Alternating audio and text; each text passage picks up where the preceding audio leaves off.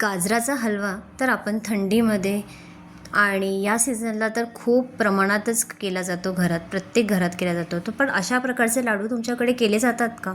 नसतील केले जात तर हा व्हिडिओ तुमच्यासाठी. नमस्कार मंडळी, मी नेहास मॉरिश व्हिडिओजचे माझ्या मराठी यूट्यूब चॅनलमध्ये तुमच्या सर्वांचं खूप खूप मनापासून स्वागत करते. तर आज आपण गाजराचे लाडू बनवणार. तुम्ही बघू शकता मी इथे सर्व ओट्यावरनं गाजर काढून ठेवलेलं आहे. तर मी 1 किलोचे गाजर घेतलेले आहेत, पण मी यातले अर्ध्या किलोचे गाजराचाच लाडू बनवून टाकणार आहे आणि अर्ध्या किलोचा गाजराचा मी हलवा करणार आहे, कारण त्रिशाला खूप आवडतो हलवा. तर रेसिपी सुरुवात करण्यापूर्वी जर तुम्ही माझ्या चॅनलवर नवीन असाल आणि नव्याने व्हिडिओ बघत असाल तर चॅनलला सबस्क्राईब करायला विसरू नका, जेणेकरून मी जे काही व्हिडिओज तुमच्यापर्यंत शेअर करते, पोस्ट करते ते तुम्हाला मिळत राहतील. आणि तुम्हाला तर माहीतच आहे की माझ्या छोट्या मोठ्या ऑर्डर्स असतात, माझ्या मसाल्यांच्या ऑर्डर्स असतात, लाडवांच्या ऑर्डर्स असतात. ऑल सीझन लाडू मी ऑर्डर घेते. शिवाय माझ्या पुरणपोळी, पराठ्यांच्या ऑर्डर्स असतात. हे सर्व पदार्थ मी घरातून करते. फराळच्या पण ऑर्डर्स असतात. कुणाला काही हवं असेल तर ते मी घरातून त्रिशाला हँडल करून, त्रिशाला मॅनेज करून सर्व कामं मी घरातून करते. तर यासाठी मी जे काही व्हिडिओज माझ्या पदार्थांचे टाकते ते तुमच्यापर्यंत पोहोचवत राहतील. याच हेतूने तुम्ही जर नवीन असाल तर चॅनलला सबस्क्राईब करा, कारण मी जे काही व्हिडिओ बनवते ते शक्यतो तुमच्यापर्यंत पोहोचवायचा प्रयत्न करते. तर आजचा हा लाडूचा व्हिडिओ आपण करणार आहोत. तर आता पटकन जास्त वेळ न घालवता आपण लाडूच्या रेसिपीला सुरुवात करूयात. तर आता इथे आपण अर्धा किलो गाजर घेतलेले आहेत गाजराला थोडेसे असे मोड आल्यासारखे दिसत आहेत. ॲक्च्युली गाजर आणून 2-3 दिवस होऊन गेलेले आहेत. ते मी बाहेरच ठेवले होते, त्यामुळे अशा प्रकारे मोड आलेले आहेत. पण गाजर चांगले आहेत, कुठेही खराब नाही आहे किंवा किडकं नाही आहे. तर आता आपल्याला काय करायचं आहे, गाजराचं जे साल आहे ना ते आपल्याला सोलण्याने काढून घ्यायचं आहे. तर हे आता अशा प्रकारे सोलणं आहे माझ्याकडे. तर सोलण्याने आपण हे सर्व सालं जी आहेत ती काढून घ्यायची आहेत आणि गाजर स्वच्छ धुवून घ्यायचे आहेत आपल्याला. आता हे जे गाजर आहे याचं सर्व साल माझं काढून झालेलं आहे. तर हा पुढचा आपल्याला देठाकडचा भाग आहे ना, हा थोडासा कापून घ्यायचा आहे चाकूच्या साहाय्याने. हा पुढचा भाग आणि हा मागचा भाग पण आपल्याला कट करायचा आहे. तर फक्त आता ही गाजर मी सगळे सोलून घेते, म्हणजे साल काढून घेते सगळ्या गाजरांचं. त्यानंतर हे स्वच्छ धुवून घ्यायचे आहेत गाजर, आणि मग किसताना ना हा मागचा भाग आहे ना आपल्याला हा काढून टाकायचा आहे. गाजर जे आहे ते आपले स्वच्छ धुवून एका कॉटनच्या कपड्याने कोरडे करून मग आपल्याला घ्यायचं आहे, जेणेकरून कुठेही पाण्याचा अंश गाजरला राहता कामा नये. तर आता ना माझ्याकडे अशी किसणी आहे, तर या किसणीवर मी आता सर्व गाजर किसून घेणार आहे. गाजर किसताना ना कधी पण ना इथून इथपर्यंत असं न्यावं.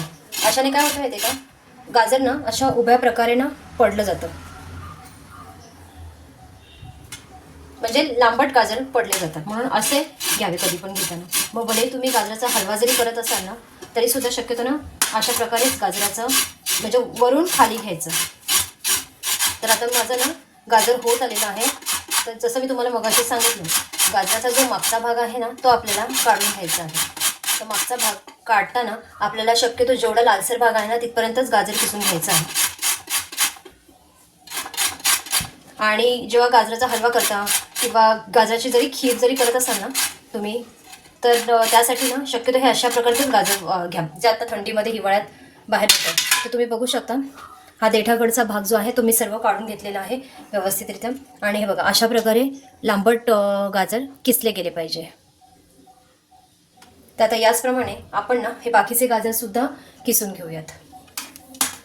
तर असा हा सर्व कीस तयार झालेला आहे. हे अर्धा किलो गाजराचा कीस केलेला आहे मी. तर आता याचे आपण लाडू करणार आहोत. तर आता इथे तयारी आपण ही करून ठेवलेली आहे. आता आपण पुढच्या तयारीला घेऊया. करून घ्यायचं आहे. तूप बऱ्यापैकी पातळ होत आलं आहे. त्यानंतर तुम्ही बघू शकता इथे मी 1 पूर्ण वाटी भरून ना बेसन पीठ घेतले आहे. हे आपलं रेग्युलर बेसन पीठ आहे, जे आपण भजीला वगैरे वापरतो घरात. तर आता हे बेसन पीठ आपल्याला तुपावर चांगलं खरपूस होईपर्यंत भाजून घ्यायचं आहे. गॅसची फ्लेम आपल्याला बारीकच ठेवायची आहे आणि हे बेसन व्यवस्थित भाजून घ्यायचं आहे. जसे आपण लाडूला भाजतो ना बेसन लाडूला, तसंच हे भाजून घ्यायचं आहे. जर तुम्हाला असं वाटत असेल की पीठ कोरडं आहे, थोडी तुपाची आवश्यकता आहे, तर आपल्याला भाजता भाजता त्याच्या तुपाचा वापर करून चांगलं पीठ खरपूस भाजून घ्यायचं आहे. तर आता हे पीठ आहे ना मी असं सारखं हलवत राहून त्याला चांगलं भाजून घेणार आहे. कुठेही त्याचा कच्चेपणा आपल्याला पिठाचा ठेवायचा नाही आहे. चांगलं हे पीठ फुलू द्यायचं आहे आणि त्यानंतर पुढच्या प्रोसेसला आपण जाऊयात.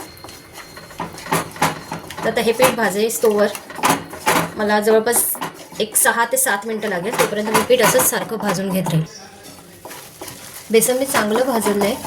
तर आता हलकासा ना त्याचा कलर पण थोडा बदललेला आहे आणि बबल्स पण आलेले आहेत त्याला, तुम्ही बघू शकता.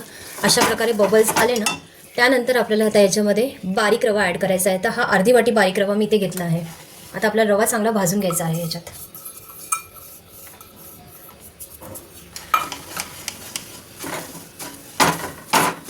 शेवटी शक्यतो घ्यायचं, पहिले चांगलं बेसन भाजून घ्यायचं, कारण बेसन हे बारीक असतं आणि बेसन पीठ असतं, त्यामुळे पीठ भाजायला थोडा वेळ लागतो. म्हणून आपल्याला पहिले बेसन भाजून घ्यायचं चांगलं आणि त्यानंतर रवा भाजून घ्यायचा आणि शक्यतो याला ना बारीक रवाच वापरा. आता हे पण आपण मिश्रण व्यवस्थित भाजून घेऊया, थोडंसं त्याला ब्राउनिश कलर येईपर्यंत. तुम्ही बघू शकता आता रवा पण ना चांगला फुगलेला आहे. तर आता या स्टेजला ना आपल्याला काय करायचं आहे, आपण जे गाजर किसलेलं आहे ना ते सर्व आपल्याला इथे ॲड करायचं आहे. तुम्हाला दिसतच असेल रवासुद्धा फुगलेला आहे.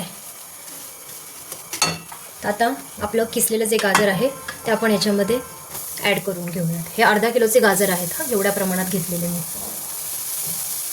थोडं थोडं गाजर टाकून आपण पहिले हलवून घेऊयात. इथे कुठेही मी पाणी टाकलेलं नाही आहे. आपण तूप पहिले ॲड करायचं, चांगलं साजूक तूप. तुपावर चांगलं बेसन पीठ भाजून घ्यायचं खरपूस आणि त्यानंतर आपल्याला इथे बारीक रवा ॲड करायचा आहे. बारीक रवा भाजून झाला की मग आपण याच्यामध्ये किसलेलं जे गाजर आहे ते ॲड करणार आहोत. आता इथे ना थोडंसं ना मला तुपाची आवश्यकता वाटते, तर आता गाजर हलवता हलवता इथे मी तुपाचा वापर करणार आहे आणि आपल्याला गाजर चांगलं शिजू द्यायचं आहे. आता पोहे खायचे जवळपास छोटे असे 3 चमचे मी तूप ॲड केलेलं आहे.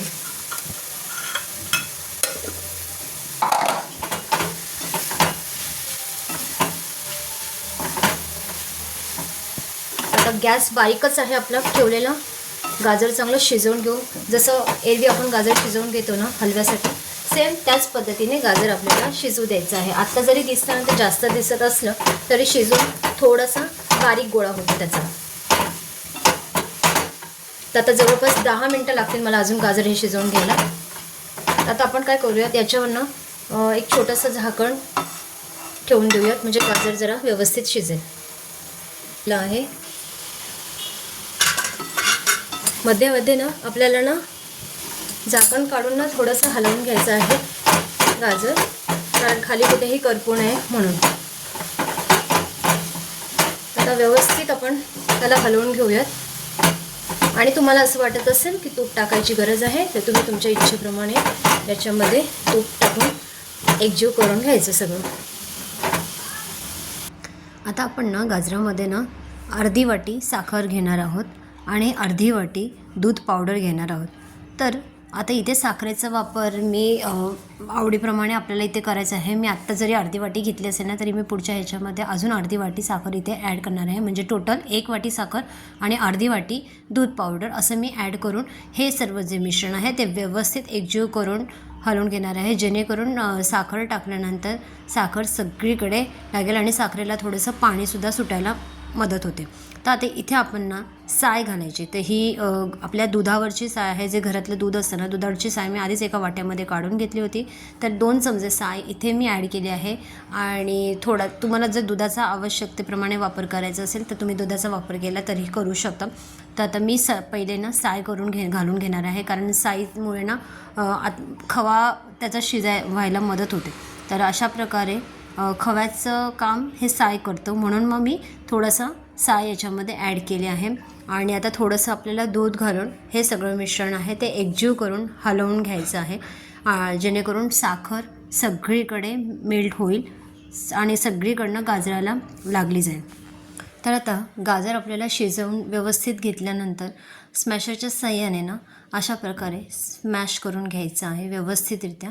तर आता या स्टेजला स्मॅश करतानासुद्धा माझा गॅस ना बारीक चालू आहे. तर इथे मी किंचित थोडंसं दूध टाकते, कारण दूध टाकल्यामुळे थोडंसं गाजरनं स्मॅश करायला थोडं इझी जातं. तर आता अशा प्रकारे स्मॅशरच्या साह्याने सगळं स्मॅश करून घ्यायचं मिश्रण. आणि त्यानंतर इथे मी थोड्याशा सूर्यफुलाच्या बिया वरतून टाकलेल्या आहेत. जर तुम्हाला सूर्यफुलांच्या बियांच्या ऐवजी जर ड्रायफ्रूट्स टाकायचे असेल तर तुम्ही ड्रायफ्रूट्स इथे ॲड करू शकता. तर आता अशा प्रकारे हा सर्व मिश्रण आपल्याला व्यवस्थितपणे एकजीव करून घ्यायचं आहे आणि त्यानंतर थोडासा गोळा घेऊन मी बघितला आहे की लाडू तयार होत आहेत की नाही. तर बघा अशा प्रकारे आता सर्व लाडू आपण तयार करून घेणार आहोत. हे मिश्रण ना तुम्ही गरम असतानाच त्याचे लाडू वळले पाहिजे असं काहीही नाही. जर थंड झालं हे मिश्रण त्यानंतर जरी तुम्ही लाडू वळून घेतले तरीही चालतात. तर हे मी गरम असतानाच लाडू वळून घेतले आहे कारण त्याचा इतका चटका फारसा हाताला लागत नाही. तर अशा प्रकारे सर्व लाडू माझे वळून तयार झालेले आहेत. बघा सर्व लाडू आपले तयार झालेले आहेत. अशा प्रकारे मी प्लास्टिकच्या डब्यामध्ये भरवून ठेवलेले आहेत लाडू. तुम्ही बघू शकता लाडू मस्तपैकी झालेला आहे. खूप छान आहे. इवन चवीला पण खूप छान लागतो. थोडा वेगळा लागतो गाजराच्या हलव्यापेक्षा पण चांगला लागतो कारण आपण याच्यामध्ये रवा आणि बेसन टाकलेलं आहे. तर अशा प्रकारे लाडूची रेसिपी तुम्ही सुद्धा करून बघा. थोड्या प्रमाणात करा पाहिजे तर. आता हे मी अर्धा किलोच्या गाजराचे लाडू केलेले आहेत. तर हे बघा एवढे लाडू हे झालेले आहेत. तर जवळपास किती झालेले आहेत सांगते तुम्हाला मी. एक 12 ते 15 लाडू आहेत. हे एवढ्या साईजचे जर तुम्ही केलेत तर ते 12 ते 15 लाडू होतात. जर छोटे करायचे असेल तुम्ही तर लहान साईजमध्ये पण करू शकता. तर अशा प्रकारचा हा आजचा माझा गाजराच्या लाडूचा व्हिडिओ होता जो मी तुमच्याबरोबर शेअर केला. तर हा माझा व्हिडिओ तुम्हाला कसा वाटला मला नक्की कमेंट करून सांगा. जर हा आजचा व्हिडिओ तुम्हाला आवडला असेल तर प्लीज एक लाईक करा आणि जर नवीन असाल तर चॅनलला सबस्क्राईब करायला विसरू नका. परत एकदा सांगते तुम्हाला मी. चला तर तोपर्यंत tata bye bye see you. भेटूयात पुढच्या भागामध्ये. बाय.